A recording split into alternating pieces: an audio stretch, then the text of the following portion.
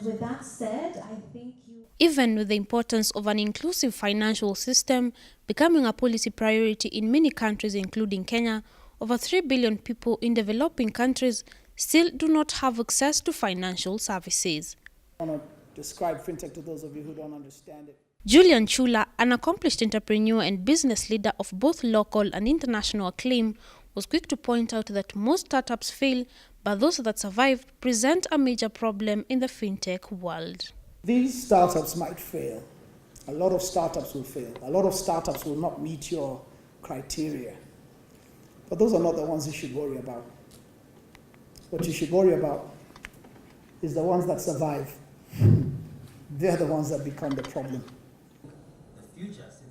Despite the unstable regulatory environment on the continent, he continued to state that consumers need to be more aggressive in gaining knowledge in matters of finances to gain understanding and take up the available opportunities. I don't think we have that full understanding yet on this continent. It's there, it's coming, but I think we need to get a lot more aggressive because it's clear there's a lot of attention coming to this continent.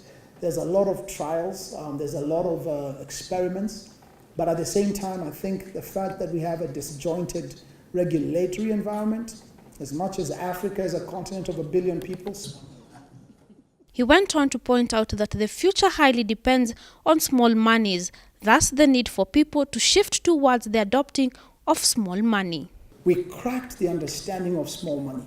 And the understanding I had was small money is good. And the future has a lot to do with small money because small money is convenience. I go to the movies, I want small money. I go on iTunes, I'm not looking for $5,000, so I'm not competing with the existing bank infrastructure. But when I go to iTunes, $1 can get me 1 million different things. He did not forget to mention that the banking sector is the only frontier that has not experienced any disruption, but was quick to note that they ought to be prepared for the blow. Banks, disruption is coming. Actually, you are the only final frontier that has not yet been disrupted. And that's why every one of us who's in the innovation space is trying to figure out how to disrupt you and smile while doing it. The Kenya FSD program was established to support the development of financial markets in Kenya as a means to stimulate wealth creation and reduce poverty. With millennials being the next generation of bankers and investors, Julian pointed out that they have a different line of thought when it comes to matters of financial services, and they are in charge of initiating the disruption, but only if they step up their innovation. When it comes to financial services, millennials think differently. When a particular bank comes to me and has prepared very nice coffee and premier stuff for me, or did I say premier stuff? Oops. Has prepared very nice things for me. That's fine for me who's no longer youth. But the habits are very different for these guys. And if you're not thinking about them, something is coming to disrupt how they're being banked. So 40% of these guys would consider banking with Google. The one disruption that you all need to worry about is not the one you see every day. It's not M-Pesa.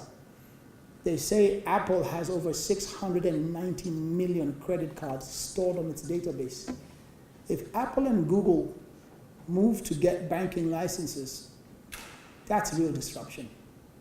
And every innovator is going to start going into their space to see how they innovate on top of such a platform. Banking, insurance, millennials are going to shift how they consume a lot of these products. And if those products could be put out there for as little as possible, I don't think Microsoft ever thought that there would be a day that they're selling their products for $7. I don't think they ever thought that day would come. But they pivoted quickly. They didn't pivot on product, but they pivoted on their sales strategy. Make enough to say, but I don't believe that. In matters growth of the financial sector, he highlighted the need for proper governing systems that will help boost the growth of fintech. You must have governance. You cannot go to certain levels without the right governance and structures. So I just told him, find the money, I'll spend the money. Find the money, I'll spend the money. And you know, this is not going to happen out there. The world is not fair.